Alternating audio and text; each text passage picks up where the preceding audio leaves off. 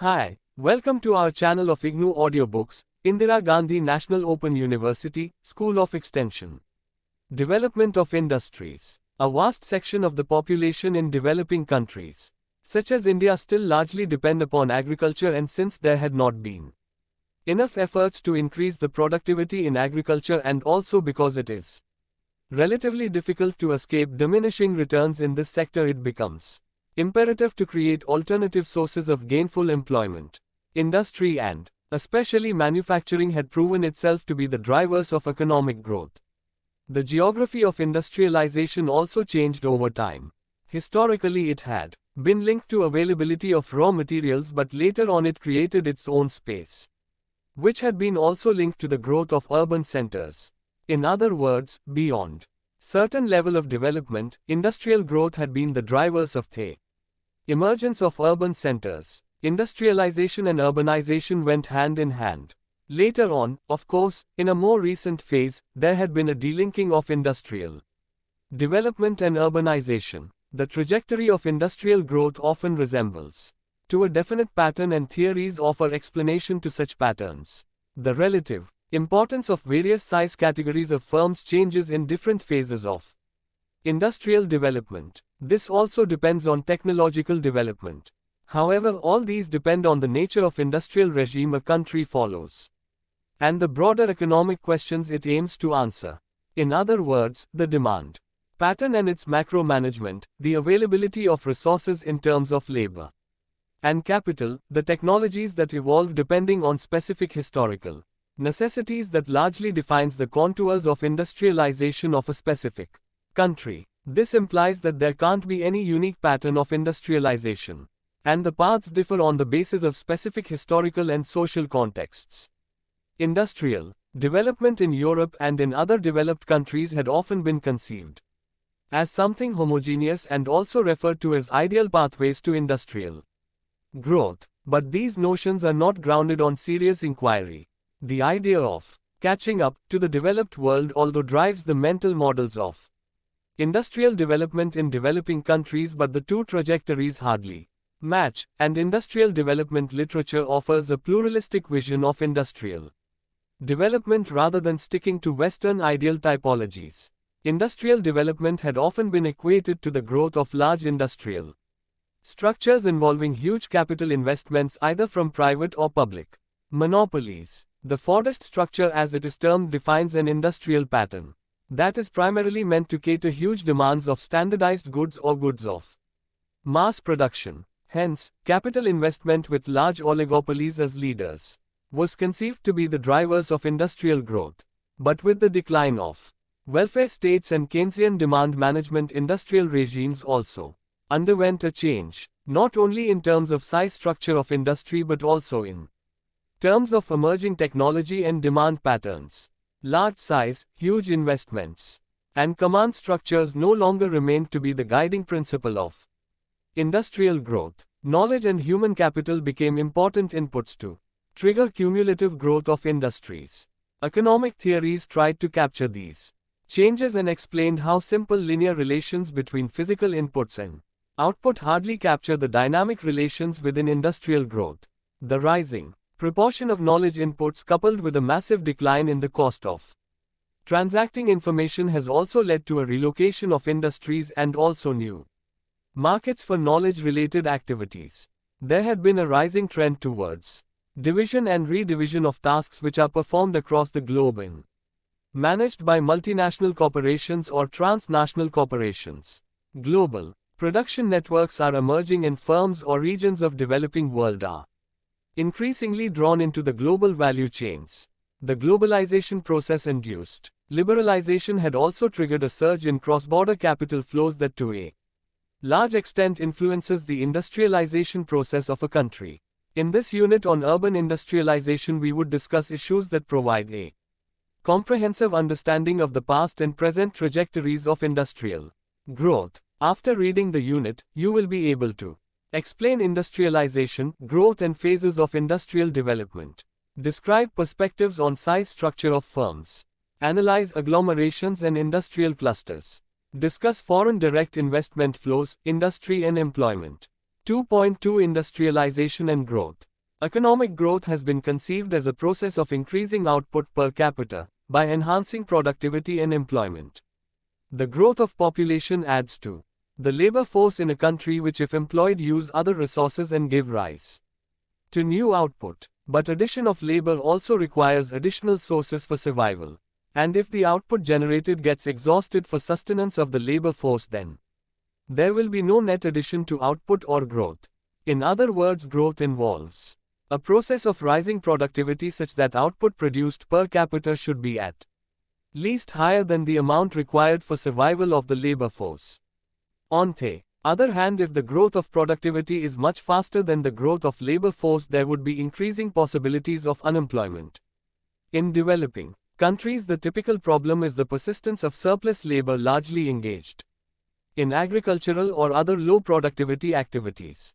The surplus labor implies a situation where the marginal product of labor is close to zero, but since people can't survive without subsistence output produced by others, they are shared among community members. This is precisely the reason why the wages in the agricultural segment is determined by the average product of labor, which marginally changes over time. The challenge of growth, hence, involves a process that employs an increasing proportion of population to increasing returns activities. This simply implies that people need to be engaged in activities where they could increase the net addition of outputs. Agriculture is considered to be a segment where it is relatively difficult to escape the diminishing returns tendencies, although productivities in agriculture could be substantially increased. Kaldor, 1966-1967, introduced the concept of dynamic economies of scale, explaining the role of manufacturing as the engine of growth. The advantages of creating higher returns in manufacturing flow from both demand and supply sides. On the supply side, manufacturing, unlike agriculture and services, entails a process of learning by doing that gives rise to a cumulative growth of productivity. On the other hand, on the demand side, the income elasticity of demand for manufacturing used to be higher than that in agriculture, but more or less similar to services. The growth of manufacturing and growth of the economy does not imply a simple correlation, but it is a causal relation, and Kaldor's first law states that the faster the rate of growth of manufacturing, the faster would be the growth in the economy. In other words, higher the rate of growth of manufacturing compared to the growth of GDP, the higher would be the overall growth. This of course acknowledges the fact that manufacturing grows much faster than the growth of GDP. The other important aspect of manufacturing is that productivity increases much faster than that in services.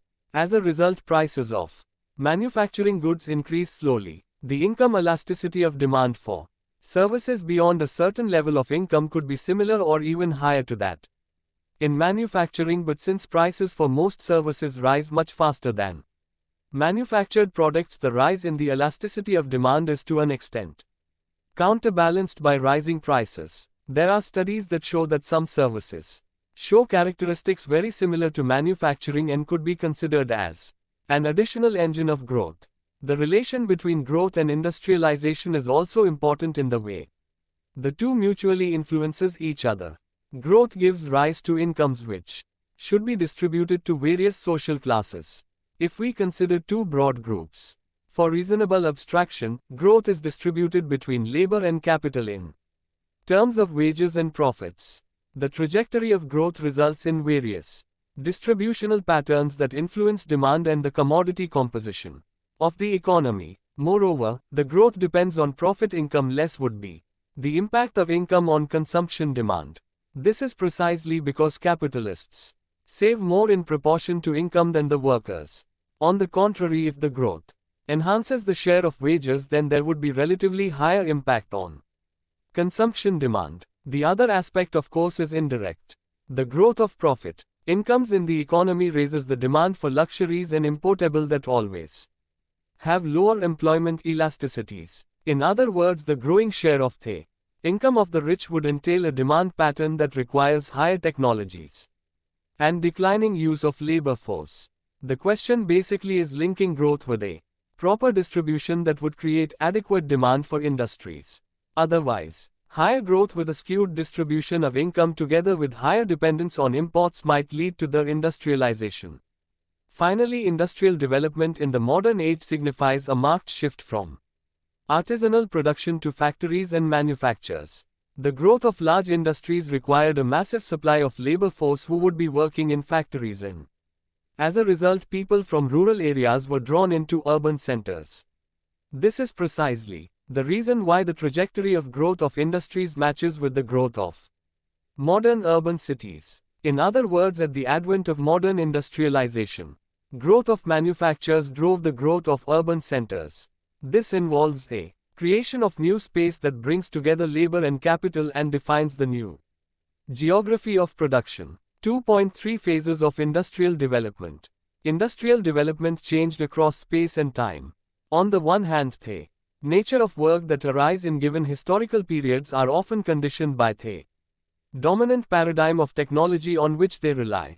On the other, necessities and endowments create contours of space that define the changing geographical distribution of industries. In other words, the technological development and the relations of production that emerged in definite historical periods and in various geographical locations tells us about the phases of industrial development in the world. The first phase, marked by the origin of industrialization in Western Europe and USA in the 18th and 19th centuries, were mainly concentrated around coal fields. Most industries were to be found in locations where water power was available for use in the production of basic consumer goods such as clothing and textiles. Hudson, 1988. These industries gradually grew from artisanal or home working bases onto a factory form and then relatively small emergent capitals with the subsequent introduction of mechanization and an increasing division of labor within the factory. The second phase, that constituted the old industrial regions of Western Europe, originally UK and USA, were associated with coal fields, where coal could be mined by existing technologies. The natural endowments along with the emerging factory structures gave rise to industries of natural extraction and processing industries, iron and steel plants, and gradually spreading to various industries producing means of production for other industries. There were also developments in extending transport, roads, and railways, and also basic consumer goods. Industries were basically controlled by large oligopolists who cartelized several industrial lines. The third phase is marked by a shift in location of industries, a movement away from coal mines to urban centers. The industrial areas were surrounded by non-industrial locations, but these locations provided the market for growth of consumer goods industries, as well as those producing machines for other industries. However, in all these phases we did not find that activities belonging to the same industry are split up and distributed across space. Only since 1940s we find that the whole production being split into segments depending on the requirement of skill and technology and deployed onto regions where such inputs are easily available. This was made possible by increasing integration of nations and markets. The reservoir of disposable labor in developing economies was made accessible to all, and productivities of such labor were made comparable to developed countries by taking recourse to longer hours of work and other precarious forms of labor process. Furthermore, division and subdivision of the production process were made in such minute details along with increased use of technology and routinization that the need for skilled labor gradually declined. The growth of industries in developing countries had always been conceived on the notion of catching up the developed West, but historically they had been different. Expansion of industries in developing countries, especially manufacturing, has never been a smooth trajectory. It normally involves enclaves of growth, those later diffuse to a more dispersed process of industrialization. Faster growth experienced in developing countries has been correlated to the extent of sophistication and diversity of their manufacturing output and exports. These patterns substantiate the notions of new structuralism that says that growth of a developing country is not only dependent upon the extent of structural change from agriculture to manufacturing, but also on the structural composition of the manufacturing output itself. The theory suggests a U-shaped relationship between specialization of production and per capita income of the country, IMBs, and Waxeer, 2003. This means that at a low level of income a country specializes in producing low value added product, and as income level grows countries produce diverse range of products, and finally beyond a higher level of income countries again specialize but more on producing high value added goods. The same pattern is visible in the case of exports as well. Increasingly industrialization is becoming lumpy in products, space and time. In terms of products it is lumpy in the sense that it is becoming increasingly difficult to shift from one product range to another, and the choice is becoming increasingly limited to moving up the ladder in a given range of production.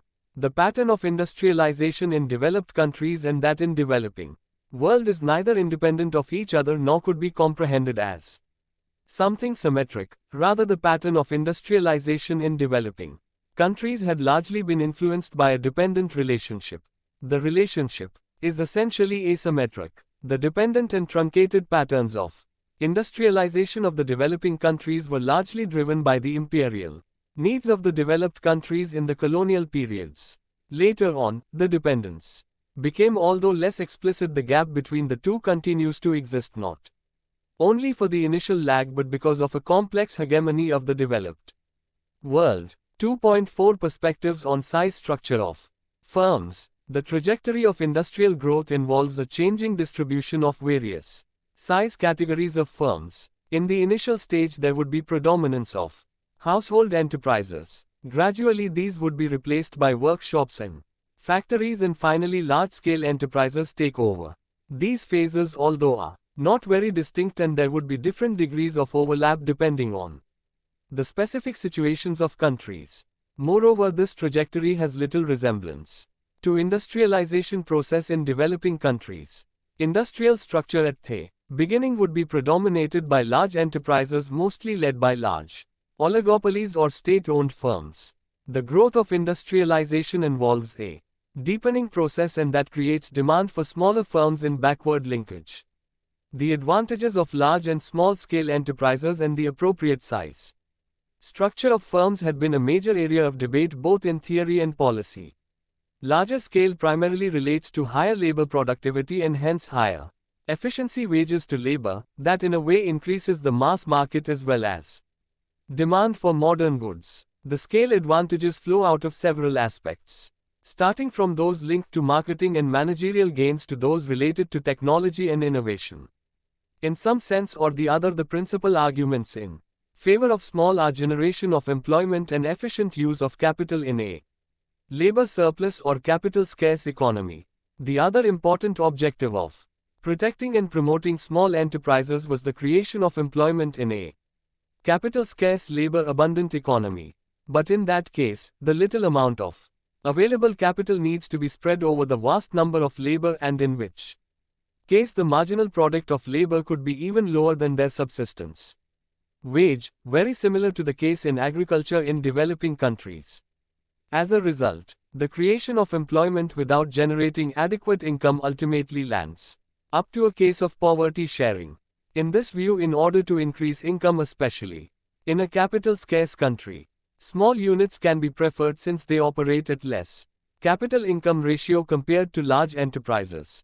But on the other hand, large enterprises usually produce at lower unit costs compared to the small producers, and hence would automatically emerge as winners in the market. As a result, given the structure of endowments, if the policymakers believe in increasing income, employment becomes relevant only in the sense it might help in saving scarce capital. And to achieve higher income, although small-scale production may be considered suitable, but it would not be supported by the market and hence requires protection and reservation from the state. There is also a counter argument in this context which says that in order to increase income in the long run, it would be wise to maximize surplus for future investments, and on that count small enterprises would no longer be a favorable choice. The policies to protect the small enterprises are based on the assumption that small enterprises are labor-intensive compared to larger units and hence could create more employment opportunities, although the unit costs of production might be greater in small-scale enterprises. However, this presumption is not beyond doubt, as it cannot be generalized for all industries with varying organic composition of capital. We come across four major strands of literature on optimal size of the firm in. These are the following. I. Arguments based on technology say that optimal size of the firm is determined at the minimum point of the long-run average cost curve of the firm. E. The transaction cost-based analysis underlines how firms reduce transaction costs through cooperation and integration. E. Industrial organization literature primarily points to the market imperfections and distribution of market share among monopoly or oligopolistic firms. IV. Finally, there is a political economy perspective that assumes small firms as petty capitalist or proto-capitalism in the waiting, and it is assumed that those would eventually emerge as large structures once the asymmetric power relations and access to resources get dissolved. Although these arguments provide some insights to explaining the size distribution of firms in varying reference frames, yet gaps remain in capturing all the micro and macro factors, those that influence the size distribution of firms. In the macro sense, the size distribution of firms are influenced by factors such as demand situations, nature of market segmentation, levels of capital intensity, supply of credit and infrastructure, and also institutions that conditions exchange relations. Inequalities in income and endowment in a country is highly correlated to wage gaps by size of firms and to size distance within the industry as well. Structural changes in the economy impact upon the size distribution in the sense that more the economy, it depends upon service activities, the less would be the share of large firms because requirements of fixed costs are relatively less in services. There are studies showing how historical patterns of land holdings influenced the size distribution of firms that evolved in a region. As a result, large number of factors including issues related to technology, coordination, market and non-market institutions as well as historical conditions need to be brought in to analyze size distribution of firms. The techno-allocation paradigm could not determine the exact optimal size of the firm if the long-run average cost curve has flat stretches that makes the minimum indeterminate. And according to this argument, if there is a global decreasing returns to scale, then appropriate size would be infinitesimal, while if there is global increasing returns to scale, then optimal scale would be infinite. So, how and when diseconomies of scale due to organization and technology set in remains largely unexplained in theory.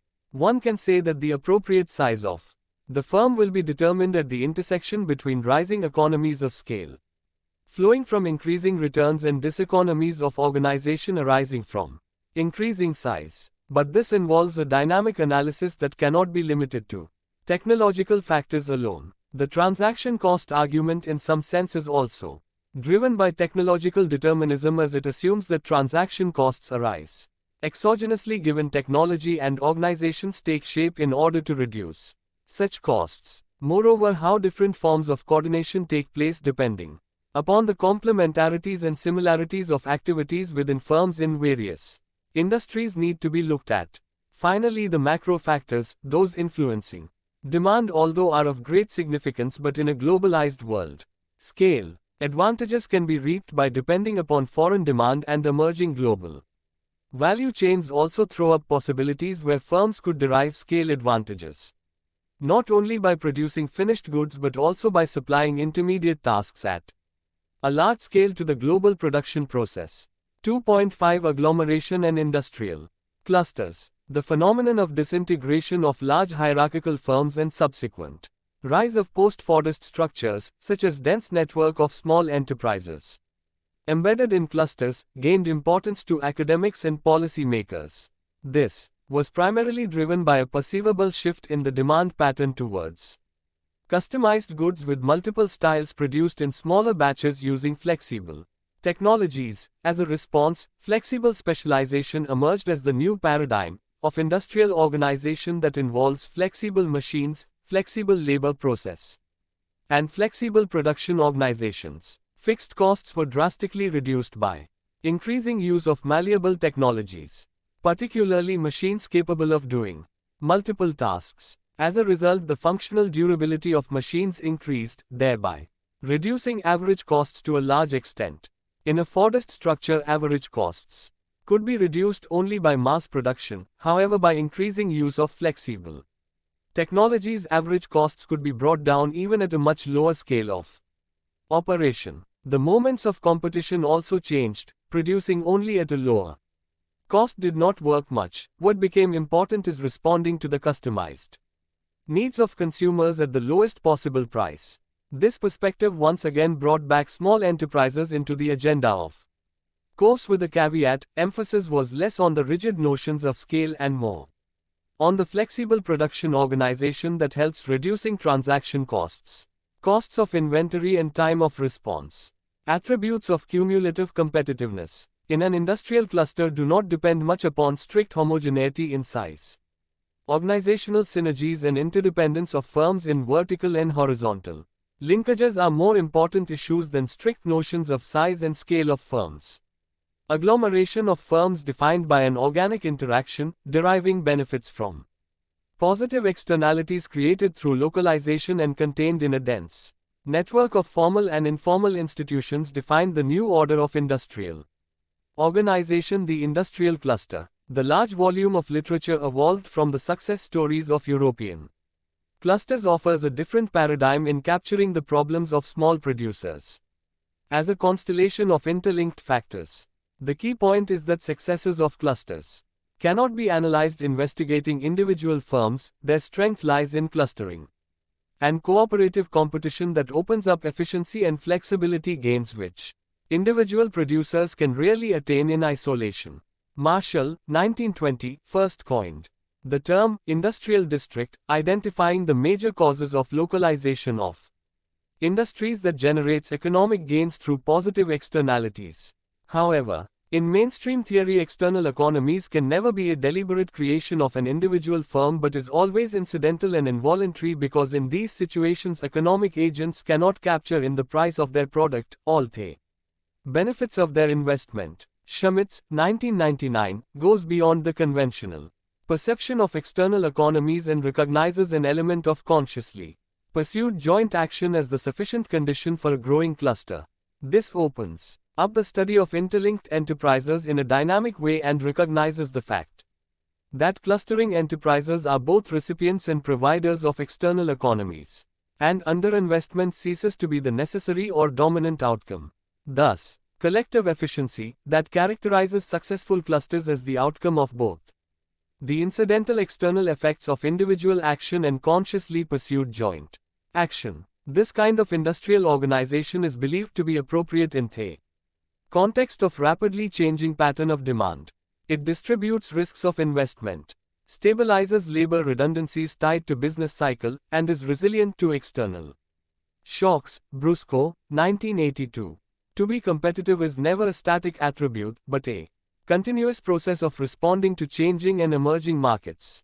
In the context of industrial cluster, this implies a cumulative progress of joint action and cooperative endeavor. Porter, 2003, defined clusters as geographically close groups of interconnected companies and associated institutions in a particular field, linked by common technologies and skills. They normally exist within a geographic area where ease of communication, logistics and personal interaction is possible. Clusters are normally concentrated in regions and sometimes in a single town. Using multi-criterion approach, clusters are categorized into some very general types, based on either spatial characteristics, inter-firm linkages or both. Marcuson, 1996. Marshallan, clusters comprising primarily of locally owned, small and medium-sized firms concentrated in craft-based, high technology, or producer services industries. Substantial trade is transacted between firms. Specialized services, labor markets and institutions develop to serve firms in the cluster. Hub and spoke, these are clusters dominated by one or several large firms, surrounded by smaller suppliers and related activities. Cooperation exists between small and large firms, but noticeably absent is cooperation among competitor firms to spread risks, stabilize markets and share innovations. Satellite platforms. Industry clusters dominated by branch facilities of externally based multi-plant firms. These branch plants are large and relatively independent.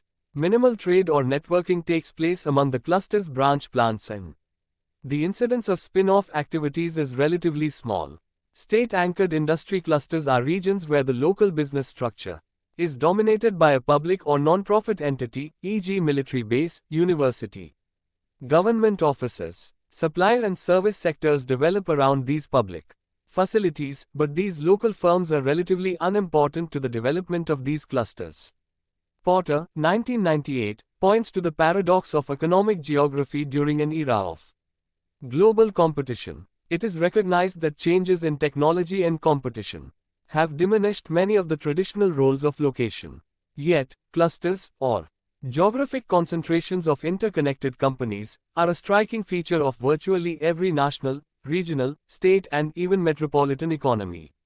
Peer production is emerging as an alternative mode of production that can harness human skill, ingenuity and intelligence more efficiently and effectively than traditional firms. It is assumed that short geographical distance facilitates knowledge spillovers between firms for reasons those stem from the nature of the innovative process. Odrich and Feldman, 1996. These are uncertainty, complexity, reliance on basic research, importance of learning by doing, and cumulativeness. In the case of hierarchical structures, vertical differentiation may be effective for routine tasks, but less effective when tasks are non-routine. On the other hand, market is not the efficient mechanism to allocate knowledge in a socially optimal way, since the marginal cost of supplying an additional unit of knowledge is close to zero. Hence, between authority and competition emerges the space of community relationship and trust, an additional mode of exchange compatible with the growing use of knowledge in production. Industrial clusters seem to be the appropriate side-bearing traits of the evolving pattern of knowledge exchange. 2.6 Foreign direct investment flows. Foreign direct investment is generally defined as a financial phenomenon that takes place whenever a company acquires 10% or more of the voting stock in a commercial entity incorporated in a foreign country. Cohen, 2007. However, this limited definition could not capture the importance of FDI in the present context of globalization and underplays the fact that FDI is related more to ownership and control over a firm and assert long-term influence on the trajectory of growth of a business entity. The degree of influence, however, does not always depend on the percentage of voting shares that a foreign investor acquires and could be maneuvered by several ways using the legal structure of a specific country depending on the nature of interdependence between collaborating partners. Rao and Dhar, 2010. There are large variations in the definition of FDI used by various countries, where some define on the basis of equity share while others relate to the power enjoyed by the foreign player. As a result, there is little uniformity in defining FDI across countries and absence of a standard measure on this count for cross-country empirical study. In spite of the ambiguity that exists in arriving to a standard definition of FDI, one can easily comprehend the increasing influence of FDI in the course of industrial development in the past decades. In the past 2 decades, FDI grew much faster than GDP. During the period 1982 to 2004, value added of foreign subsidiaries worldwide increased 6-fold while world output only tripled during the same reference period. Moreover, FDI emerged as the largest single source of external finance, although for poorer countries foreign aid and workers' remittances remains to be the most important source. Sales of foreign subsidiaries were almost twice as large as world exports of goods and services and almost 1/2 of the size of the world GDP. Cohen, 2007. Exports by foreign subsidiaries in 2004 were about 1/3 of world exports, and if we include exports from headquarters, this amounts to be 2/3 of world trade in goods. Intra-firm trade of multinational companies accounts for 1/3 of international trade, which clearly depicts the increasing importance of FDI and MNCs in the world economy. The nature and pattern of FDI has undergone changes depending on the shifting motivations of foreign investors over time. As a brief review of such evolution, we may come across the following patterns of FDI. A. Resource-seeking strategy. This was the dominant pattern of foreign investment in the pre-World War II and continued to be so in the neo-colonial regimes of 1950s and 1960s. The host country used to be the supplier of raw materials for the industries located in the developed north, and the decision whether to allow such outflow primarily depended upon political dependence, as well as cost-benefit analysis of the host country. The home country could access cheap raw materials, and there was little to lose on their side, since such trade did not replace any existing export or employment. B. Market-seeking strategy. This strategy emerges based on a perception that export-based marketing strategy has peaked, and setting up business abroad could protect the existing markets as well as could help in extending further. The rationale of such strategy was based on the idea that setting up production sites abroad would reduce transaction costs, provide better knowledge about existing and potential markets, and help pacifying the opposition of nationalist sentiments, since production takes place within the territory of the host country. Since 1960s, this was the major concern for foreign investors, and FDI inflow was primarily targeted towards industrialized countries that could provide large markets as well as supply of skilled labor. C. Efficiency-seeking strategy. In a later phase, FDI was looking for host countries that could provide inputs at a relatively lesser cost and help increase the competitiveness of existing produce. The primary concern was to get access to the large pool of cheap labor in developing countries, and even though large gaps in productivity exist, it could be met to a large extent by extended working hours and other precarious forms of working conditions that could hardly be allowed in developed countries. D. Asset-seeking strategy. The emergence of an economy in which the speed of innovation largely determines the competitiveness of a firm had changed the strategies of FDI to a large extent. Reducing input costs and getting access to markets goes to the backseat, since firms are looking for assets that are perceived to be capable of strengthening the overall competitive position of the acquiring company. Acquisition of strategic assets might help in understanding and improvising the existing product, broaden its output portfolio, or upgrade the technologies embedded in its products. The reorganization of the global production process takes place in both horizontal and vertical lines, and sometimes it emerges as a complex network of interconnected production arrangements. The horizontal process is shifting of a portion of jobs to host countries abroad that used to be carried out by the parent firm itself. However, a growing subcategory that increasingly draws our attention is the global value chains, or a more holistic concept of global production networks. The unit of investigation spreads beyond specific industries and also specific regions. This signifies a marked change in the sphere of industrial research in the sense, value chains include all activities, both within and beyond the specific industry, related to the final act of profit-making. The production and distribution of profits is viewed as an ensemble of several factors in place of linear relations between inputs and output, and might include activities related to agriculture or services mediated through a complex web of relational structures. Co. et al. 2008. However, splitting up of production and the spatial organization of the chain of activities has given opportunities to less developed countries in contributing to the global production process. This reduces the entry barrier for developing economies, because a highly skill-intensive final product might have a low-skilled component, and a region endowed with low-skilled labor would get the opportunity in contributing to the production of a high-valued product. IDR, 2009. Nevertheless, participation is not all in the distribution of value added, as well as the realized profit draws us to the issues of power relations involved in the governance of such value chains. 2.7 Industry and employment. Industrial development is supposed to generate employment, which increases earnings of the urban population, create demands for goods and services, and through multipliers give rise to a virtuous circle of growth and employment.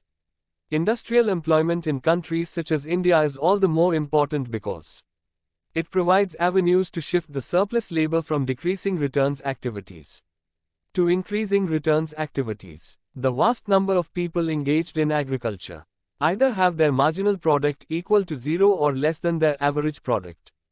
And one way of employing this vast labor surplus is to engage them in industries. However, the relation between industrial growth and urban employment is not always linear, in the sense the growth of industrial output does not necessarily lead to higher growth of urban employment. It depends on the nature of industrial growth and the kind of demand such growth is relying upon. In the case of India, the precise reason for a disconnect between high growth and employment is the specific growth trajectory which the reforms have given rise to. The fruits of growth are unequally distributed between wages and profits that resulted in a widening gap between the share of wages and share of profits in the organized manufacturing sector. Since the proportion of income spent on consumption demand is much higher for the wage earners, such a skewed distribution in favor of profit incomes dampens the aggregate demand and also results in composition of the consumption demand. Higher incomes for middle class and upper classes generate demand for luxuries that could be met either by producing goods using higher technologies or rely on imports. In both the cases there would be increasing dependence on labor-saving technologies that reduces employment elasticity. On the other hand, because of opening up of markets there is little dichotomy left between domestic and global market. In fact, domestic producers have to compete with foreign goods not only abroad but within the domestic market itself. This has insisted large domestic producers to depend on increasing use of labor-saving technologies and get a larger share of the monopoly rents that they could make by collaborating with the big players in the global market. In other words, the act of profit-making hardly depends on catering to the needs of the mass market which involves labor-using technologies. Studies show the rise in capital intensity in India's manufacturing sector in the past 2 decades in spite of availability of cheap labor. And this can be explained by the fact of relative cheapening of capital by increased availability of credit. The other reason being, the nature of goods demanded requires higher quality to compete with foreign goods, and that requires high precision and accuracy which is sometimes beyond the capacity of human labor. The shrinking base of consumption demand had not been compensated by a rise in investment demand precisely because of lowering expectation of profits. However, there had been a shift in employment from rural to urban areas as well as from agriculture to non-farm employment. The shift is primarily caused by declining absorption capacity of agriculture that resulted because of declining public investments in the reform period and consistent neglect of agriculture at policy levels. The attraction to urban employment was not because of a rising expectation of getting a formal job in the organized sector, because in the post-reform period employment growth in the organized industry was almost close to zero or negative. Therefore, the shift was largely because of non-availability of employment and declining per capita share in agricultural value added that in fact triggered the shift in employment. The sectors which are major absorbers in non-agricultural employment are construction, hotels and restaurants, transport, and communication and services related to finance and business services. The other important fact being that the major absorption has taken place in the informal sector of these industries. Expanding informal employment raises question about the quality of jobs and vulnerability of the workforce in the urban segment. There has also been an increase in the share of urban population, and census data shows that for the first time since independence the absolute increase in population in the last decade had been higher in urban compared to rural areas. The reasons being the following: natural growth of population, declaring new areas as urban, and rise in the number of census towns. The rise in census towns signifies the growth of non-farm employment. The growth perhaps is not driven by industrialization, rather there seems to be a disconnect between urbanization and industrialization. Urbanization is primarily driven by a convergence in demand pattern across classes, and that has increased the scope of trading in related services, resulting in a growth in non-farm activities. 2.8 Summary. The relation between industrialization and growth is a causal relation, and the growth of manufacturing industries assumes the role of an engine in driving the growth. The growth of urbanization in the initial phase had been linked with industrialization. Industrial development in the world has undergone several phases, and the geographical location and concentration of industries was primarily driven by endowments and availability of technologies to use resources. There had also been various phases of specialization in industrial activities. The typologies in the developed and developing countries were not very similar. There had been a marked shift in industrial organization from rigid hierarchical Fordist structures that catered the mass market of standardized goods to post-Fordist regimes of flexible organization that responds to customized demand depending on malleable technologies. The rise of the knowledge economy, characterized by enormous increase in the dissemination of knowledge, is actually a process of increased commercialization of knowledge inputs. The precondition of higher commercialization is increased standardization and codification. However, higher codification also demands increased capacities of contextualizing codified knowledge. The decline of hierarchical structures gave rise to agglomerations and clusters as the new organizational form that is based on cooperative competition and collective efficiency. It primarily relies on internalizing within the cluster the externalities created by individual firms. It depends on an organic relationship among firms, both vertically and horizontally linked, and facilitates cumulative collective action. The role of foreign direct investment has assumed importance in industrialization in the current phase of globalization. Foreign investment takes place with different motives in different phases of engagement with the host country. The geographically dispersed nature of production and their mutual dependence through value chains has increased the opportunity for developing countries in getting linked to global production structures. The process of industrialization in India had taken a peculiar course. In the sense, higher growth had been accompanied by declining employment elasticities. The opening up of competition to global market and increased reliance on profit incomes in the domestic economy gave rise to demand for goods that invokes increased capital intensity. Major employment in non-agriculture is taking place in the informal segment, and urban growth is increasingly delinked from the process of industrialization. Thank you for watching. We will see you in the next video with the next chapter.